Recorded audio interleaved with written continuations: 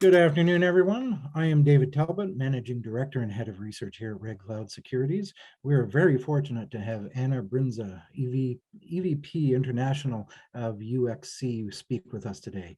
This discussion is incredibly timely and certainly hits close to home for Anna. She joined UXC in 2008, is responsible for analyzing government policies as they relate to nuclear fuels markets worldwide. She manages Policy Watch and is a member of the UXC price reporting team. She's an industry-leading expert on nuclear power and fuel development in Eastern Europe, Central Asia, with particular focus on Kazakhstan, Russia, and the Ukraine. Now, prior to UXC, she worked at several Washington, D.C. think tanks with special focus on geopolitics, the global political, economic, and energy issues.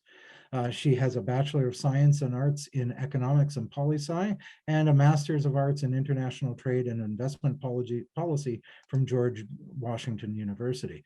Viewers, welcome to this chat. You can type your questions into to the chat box, and we'll get to as many as we can at the end. Anna, thank you very much for joining us today. Well, thank you, Dave, for inviting me. I am excited to be in front of a rather new for me investor audience. I hope that you all prove every bit of brave contrarians you promise on Twitter. So briefly, next slide, please. Briefly about my company, UXC. I'm not going to be modest about it. We are the world's premier nuclear power and nuclear fuel market analysts. I can guarantee you that you have seen our numbers elsewhere and rely on them, whether you know it or not. Just read the tiny references below data. This is because we do a lot of unique, complicated analysis. Understanding something in depth takes tremendous effort. And we have been doing this for the nuclear markets for almost 30 years. Actually, yesterday was our 28th anniversary. We, of course, are also well known for publishing independent assessment of nuclear fuel prices. UXC is fiercely independent and unbiased. In short, if you're serious about entering the nuclear sector on a meaningful scale, give us a call. Next slide, please.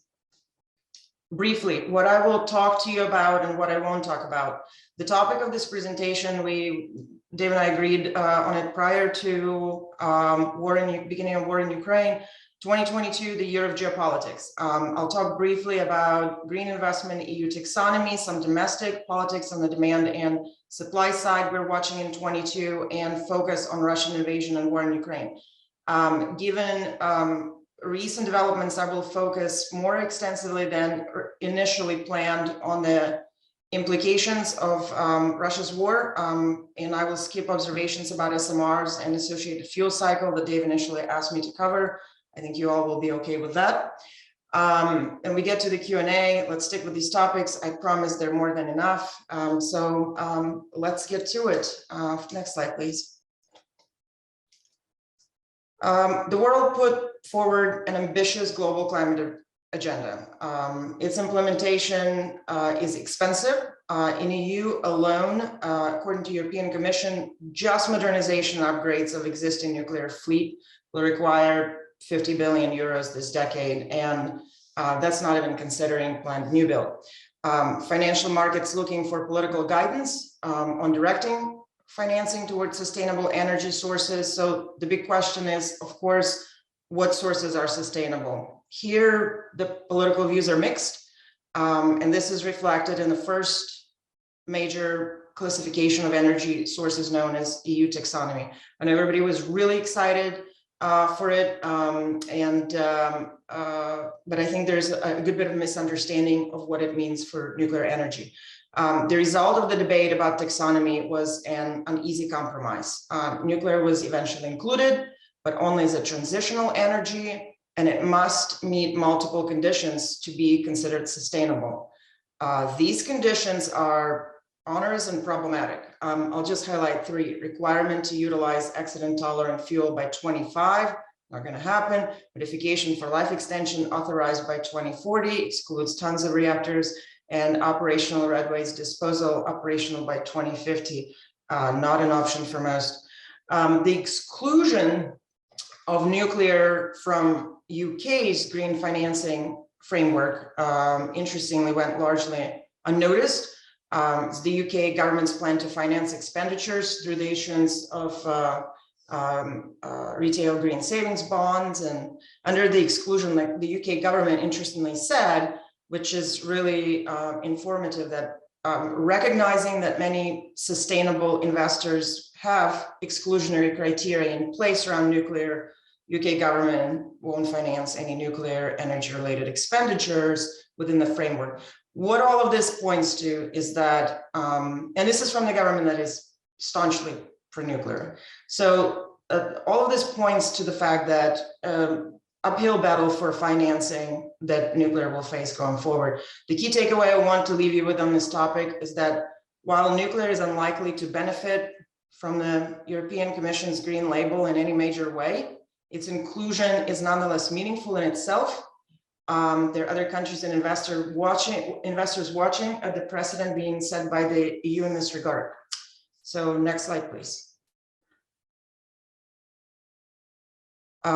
So I want to talk about two big elections that are coming up that have potential to define the global nuclear industry, redefine the global nuclear industry going forward. The first one is France, readying itself for presidential election in April. We're watching very closely.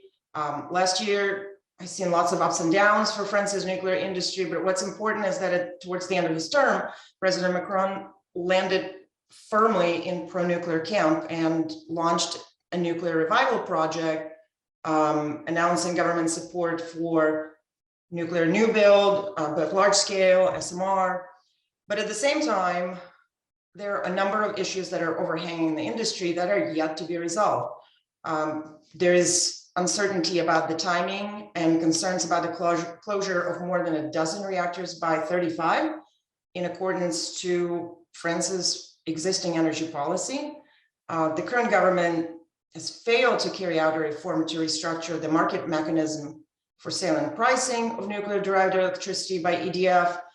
And associated with the reform is also wider restructuring of EDF to boost finances and investment capacity. So this year, in the face of the ongoing energy crisis in Europe, the French government exerted political intervention to limit the increase of energy prices, which involve additional allocation under the RM mechanism and postponement of tariff increase, which is going to have a negative impact on EDF. Not surprisingly, Fitch Ratings has already downgraded EDF. It pointed to political intervention, extended outages, and uncertainty about EDF's role in energy transition in the medium term. Then the government injected some funds, to which EDF said, that's nice, but we need a broader solution. So altogether, the uncertainty that has characterized France's nuclear prospects over the last several years persists. But there are concrete proposals and ideas in place, and right now, in the 2022 election, will either allow for decisive action, finally, after many years, to begin moving these ideas forward towards reality, or it will translate in a regroup and restart back to uncertainty and rethinking. So next slide, please. I also want to draw your attention, less than a week left, well, actually exactly a week left on the 9th, until South Korea holds its elections. Recall that when the current President Moon took office, he announced the policy of gradual phase out, no new build, closure of units when they hit their life limits in existence. Moon is term limited, 5 years are up in May. Elections are contested truly between I have three candidates listed here, but really it's two candidates. Lee from the Democratic Party, which is the same as Moon, and Yoon from the People Power Party. The election will put nuclear power industry in South Korea at a crossroads. Lee plans to continue nuclear phase out. Yoon plans to abandon it. and the impacts will be massive. If you take a look at the chart on the right, the bottom line is Korea's nuclear program under Democratic Party. All reactors closed after 40 years, only 4 new units, and under PPP, we see reactor extensions to 60 years, more new units. So in 2035, just over a decade from now, we're talking about the difference of 10 gigawatt as a result of, potentially as a result of this election. All in all, depending on the outcome of the looming elections, South Korea's nuclear future could look very different. Next slide, please. So we talked about a couple of things in 22 on the demand side. I want to talk about a development on the supply side. The year certainly started off uneasily. 2022 has kicked off with political upheaval in Kazakhstan, through much of the country in turmoil for a brief period of time. The acute state of the political unrest is thankfully behind us. Kazakhstan has now instead entered the stage of political and socioeconomic reforms. And these are expected to bring major changes to political and economic governance in the country. In terms of production impacts from the political developments, we at UXC estimate the impact on production from the political events to be small. But what is really important to highlight is the fact that these developments exacerbate the COVID-19 pandemic impacts. You may recall that Kazakh ISR production in 21 already saw impact due to delays in exploration and wellfield development stemming from the epidemic. Access to certain key operating materials and equipment, had some production reagents, certain types of pumps and pipes, specialized equipment, drilling rigs has been limited. And this has had a material impact on the company's production schedules in 21 and wellfield development. So these risks that we saw last year, they continue into the current year. And as a result, we're seeing a wider range of the expected production volume for this year being announced. Kazatomprom put it, I think, at almost 3 million pounds differential within the range. As such, any impact that may have resulted from Kazakhstan's political unrest will only add to the already existing pandemic-related pressures. I'll take a minute to point out the obvious, but it's important to remember that Kazakhstan is not Kazatomprom. Most global primary producers rely on production there: Chemical, Orano, CGN, Uranium-1. Anything that happens in Kazakhstan impacts a lot of primary producers. As to the long-term impact, it would be naive to believe that these developments will not lead to utilities paying closer attention to diversification and security of supply issues in their portfolio. Right now, following the unrest, the government, as I mentioned, has embarked on a series of reforms and restructuring. You have a new energy minister, is the former board member of Kazatomprom. Two things we're watching right now very closely is the future of the sovereign wealth fund, Samruk Kazana, Kazatomprom's shareholder on behalf of the government, and also initiatives regarding increasing tax rates on the mining companies. So you can really, I think about what's going on right now in Kazakhstan is a little bit of, apologies for oversimplification, but wealth redistribution in response to dissatisfaction from the populace. To sum up, situation within Kazakhstan stable. Would be naive to think that anything that impacts the world's largest uranium producing country, including rising costs of production, as well as increase in perceived political risk, would have no impact on the global uranium market. Next slide, please.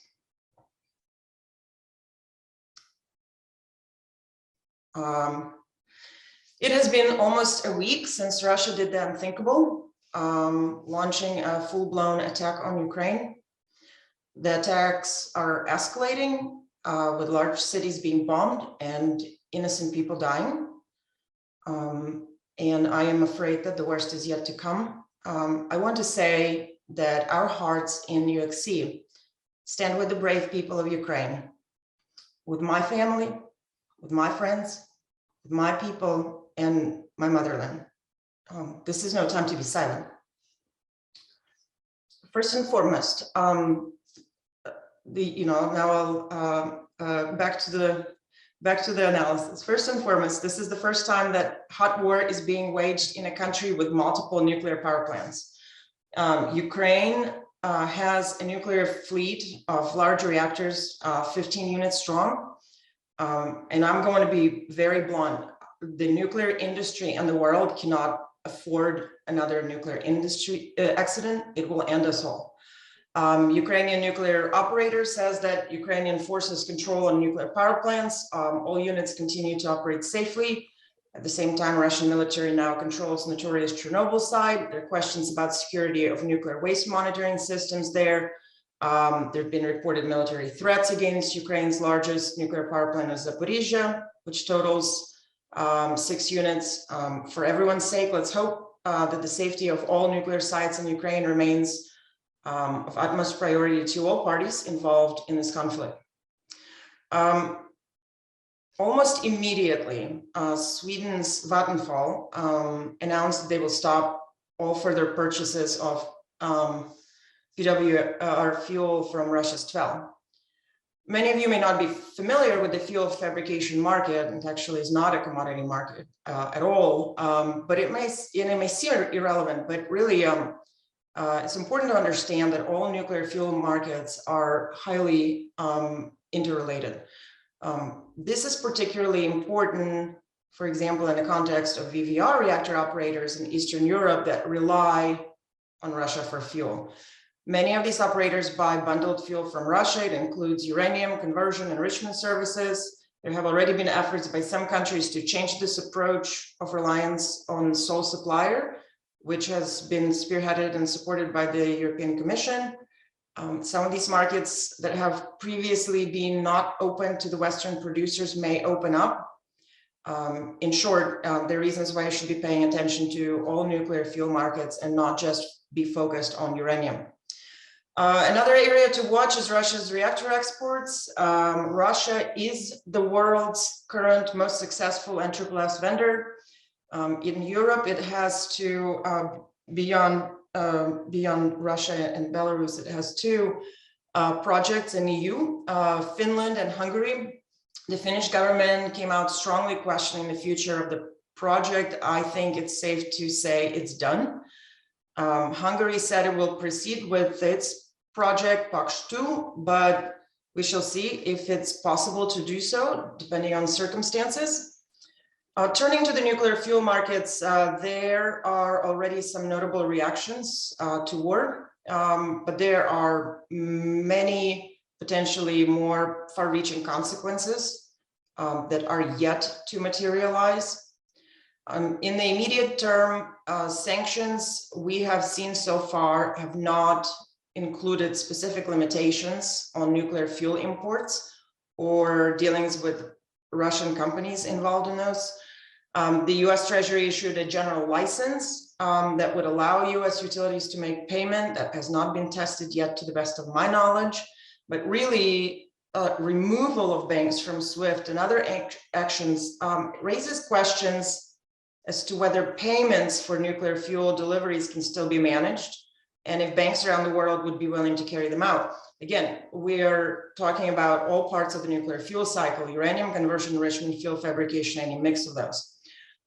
We at UXC are watching not just sanctions and payments on nuclear fuel transport options. Just now, right before we started, I saw news coming in about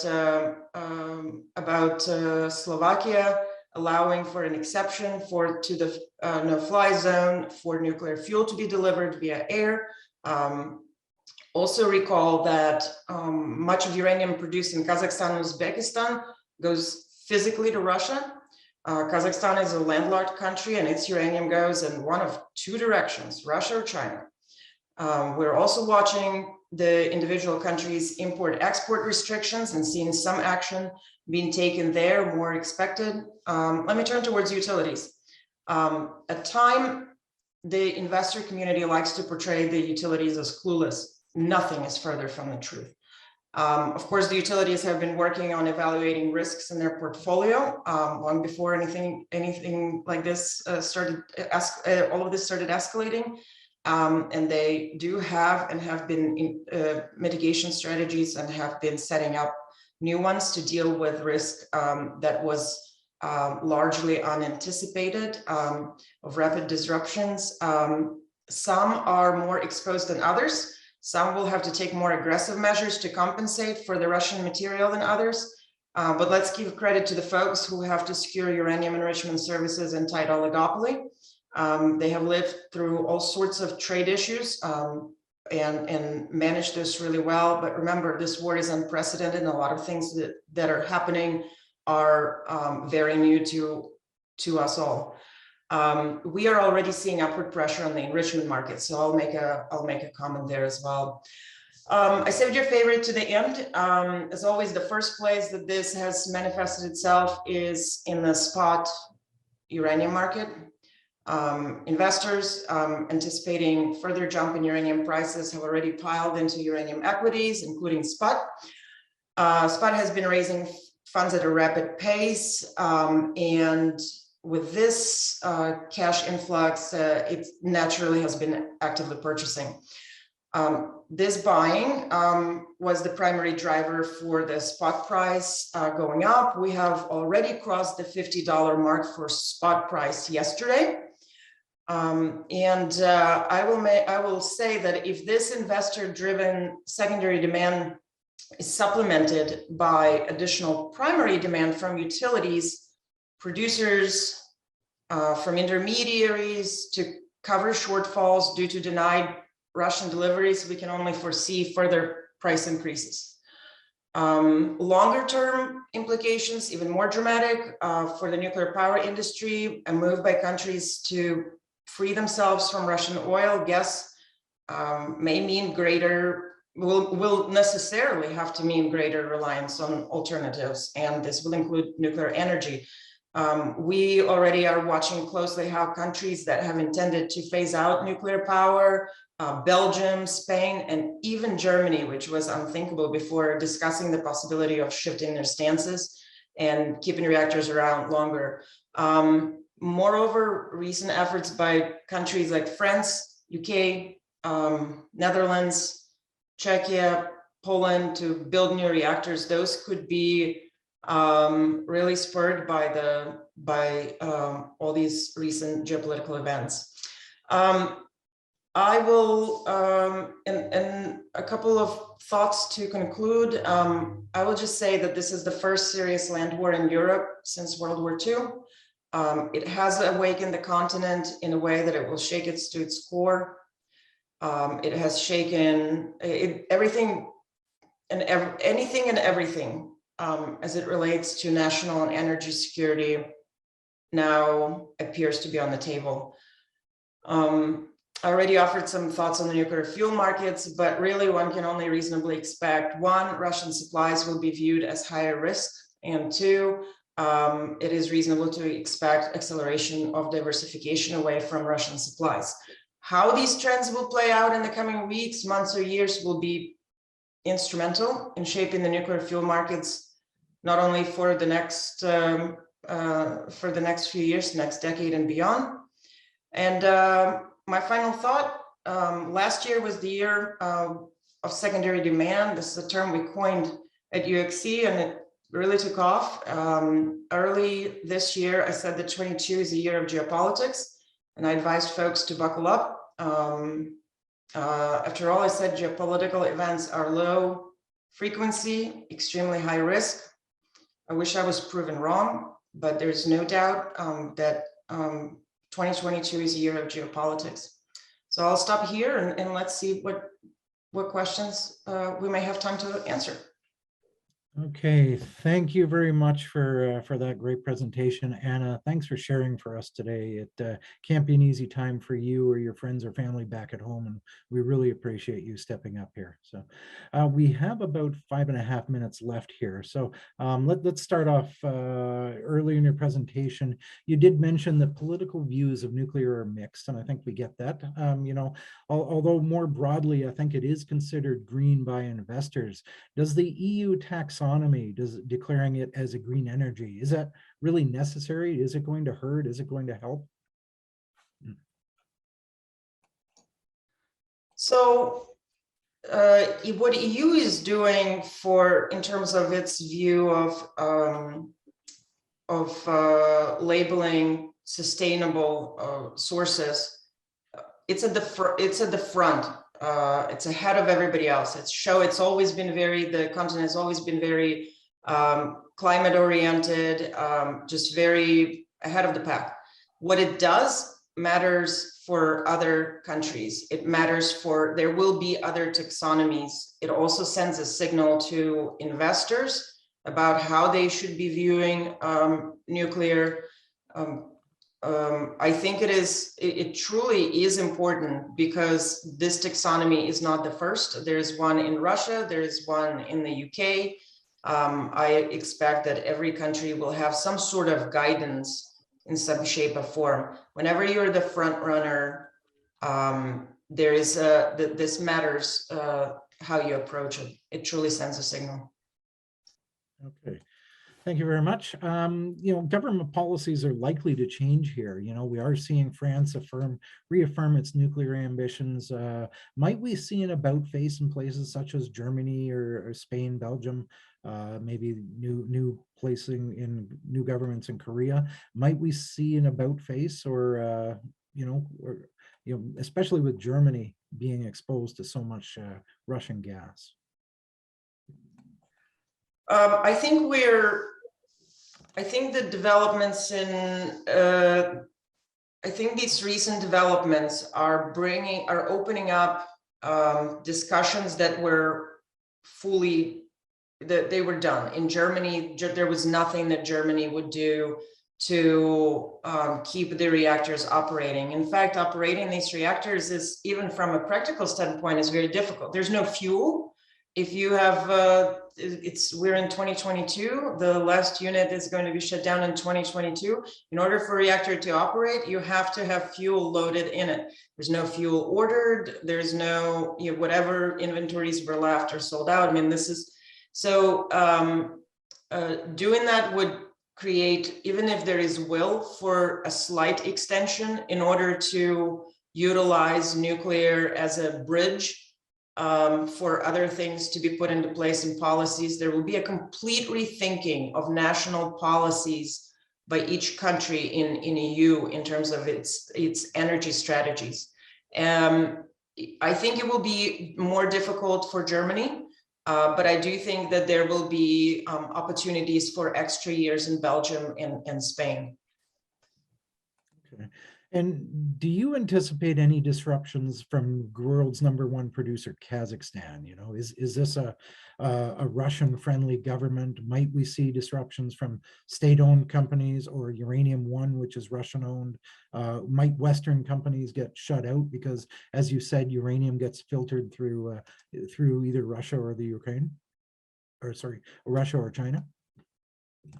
I know that.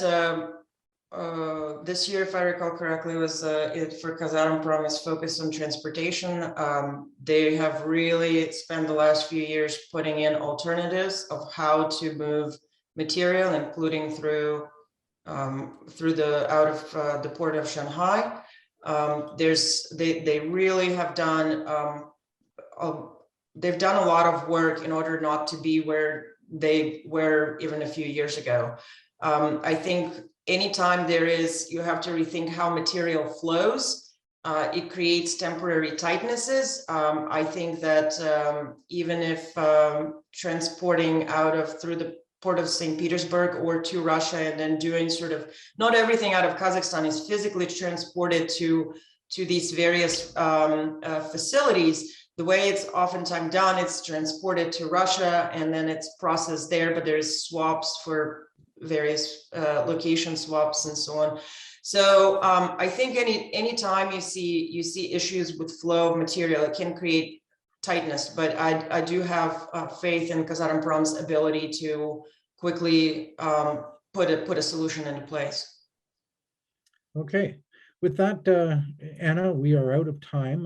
You know, I want to thank you again for joining us today. You guys put out an excellent article on your weekly this week on Monday. It was very, very useful. So thank you everyone else for joining us today. Up next, we have Energy Fuels on stream 1, and we've got NORAM Lithium on stream 2 after a short break. So thank you very much.